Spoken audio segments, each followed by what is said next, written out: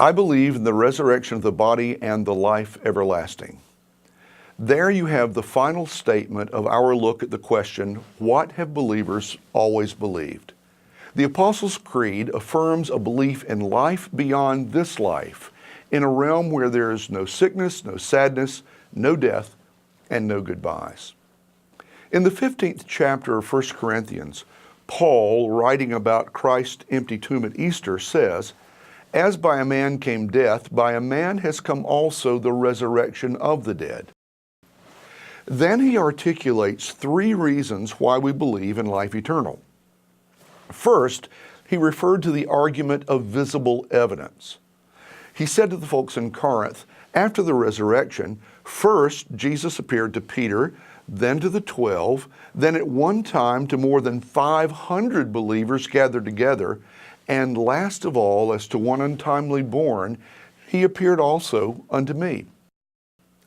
In other words, if we choose to deny the resurrection story, we have to be prepared to call a lot of credible people, including Peter and Paul and the disciples and Mary Magdalene and James, the brother of Jesus, and 500 other folks.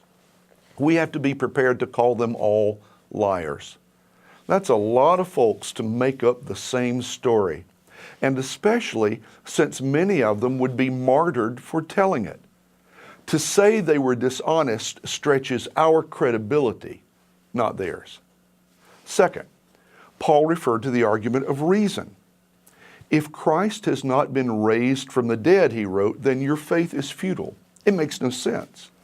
The great scholar C.S. Lewis followed this trail of reason or logic by stating how completely illogical it would be if God provided food for every conceivable human hunger, nourishment, beauty, love, meaning, but not for the most fundamental of all hungers, for life that lasts.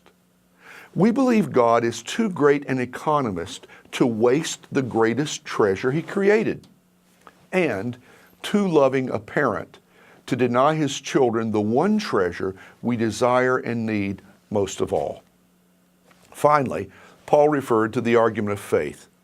As by a man came death, so also by a man has come the resurrection of the dead. Let me mention again C.S. Lewis. Following the death of his wife Joy, Lewis plunged into almost inexpressible grief. He feared that he would never recover. But in time, with lots of help and lots of prayer, the darkness began to become light again. And eventually he said, a voice kept telling me, there's always a card in God's hand that God hasn't played yet. That is the whisper of faith, that even when death seems to cruelly end the life of one we loved, God has a card God hasn't played yet. It's called life after death. As by a man came death, so also by a man has come the resurrection of the dead. And so the Apostles' Creed proclaims through visible evidence, through reason, and through faith, we believe in the resurrection of the body and in the life everlasting. Think about these questions. First, describe your own ideas about heaven. Second, what do you think are the most compelling arguments for life after this life? Third, what effect does the doctrine of resurrection have on church and on you?